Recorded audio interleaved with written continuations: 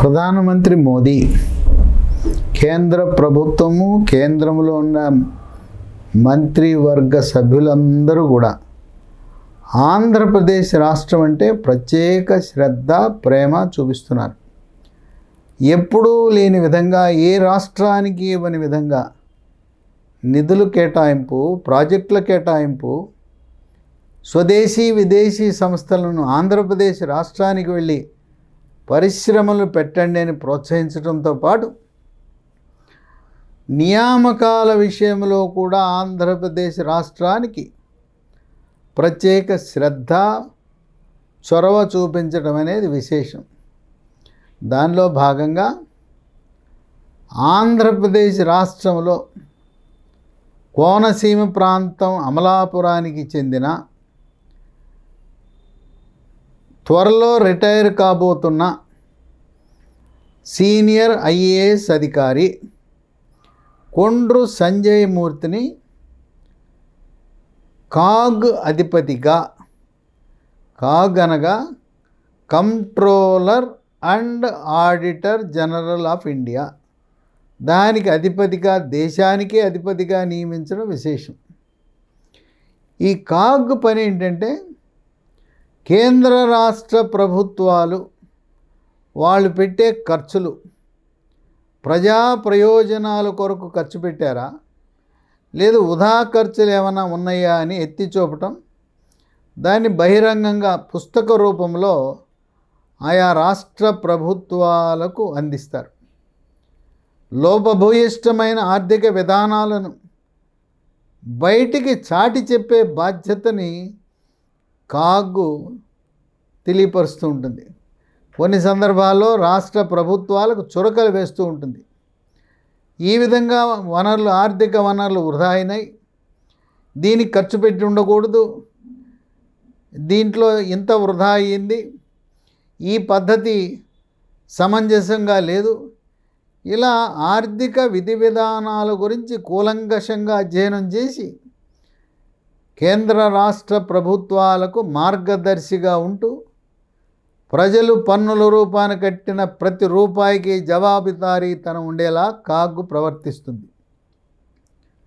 ఇంతవరకు మనకి స్వాతంత్రం వచ్చి 75 సంవత్సరాలు దాటుతున్నా ఈ కాగ్ అనే సంస్థకి ఇంతవరకు ఒక్క తెలుగువాడు కూడా అధిపతిగా నియామకం జరగకపోవటం అనేది కొంచెం బాధాకరమే. ఇప్పటికైనా పోయిందేమీ లేదు. 75 ఏళ్ల తర్వాత అయినా కూడా ప్రధానమంత్రి మోదీ చొరవతో కొండ్రు సంజయ్ మూర్తి, ఆయన దళితుడు, అటువంటి నీతి నిజాయితీ నిబద్ధత కలిగిన అధికారిని, తెలుగు బిడ్డని ఇటువంటి ఉన్నతమైన స్థానంలో నియమించటం మన ఆంధ్ర ప్రజలకు, ప్రపంచవ్యాప్తంగా ఉండే తెలుగు ప్రజలకు గర్వకారణం. పైగా దళితుడికి ఇటువంటి అవకాశం కల్పించటం అంబేద్కర్ యొక్క సమతాభావానికి ఒక నిదర్శనంగా మనం భావించవచ్చు. ఈ కొండ్రు సంజయ్ మూర్తి ఎవరో కాదు, వారి తండ్రి కూడా కేఎస్ఆర్ మూర్తి అని ఉమ్మడి ఆంధ్రప్రదేశ్ రాష్ట్రంలో రాష్ట్ర ప్రభుత్వంలో ప్రిన్సిపల్ సెక్రటరీగా పనిచేసి కేంద్ర సర్వీసుల్లో రిటైర్ అయ్యారు. ఆయన కేఎస్ఆర్ మూర్తి వీరి తండ్రి రిటైర్ అయిన తర్వాత కాంగ్రెస్ పార్టీ తరపున అమలాపురం లోక్సభ సీటుకు పోటీ చేసి అక్కడ విజయం సాధించటం అనేది విశేషం. కొండ్రు సంజయ్ మూర్తి 1989 బ్యాచ్కి చెందినవాడు. ఈయన హిమాచల్ ప్రదేశ్ క్యాడర్కి చెందినవాడు. 2021లో కేంద్ర ప్రభుత్వ విద్యాశాఖలో ప్రవేశించి నూతన విద్యా విధానము, న్యూ ఎడ్యుకేషనల్ పాలసీకి దశ నిర్దేశించి ఒక విప్లవాత్మకమైన మార్పులు తెచ్చి కాలము చెల్లిన విద్యా విధానాలకు చర్మగీతము పాడి ప్రపంచ దేశాలలో ఉండే అన్ని యూనివర్సిటీలు, అన్ని విద్యా సంస్థలతో మన భారతదేశం కూడా మనం కూడా పోటీ పడే విధంగా ప్రపంచీకరణలో భాగంగా నూతన విద్యా విధానాన్ని ప్రవేశపెట్టిన అధికారిగా ఆయనకి మంచి పేరుంది.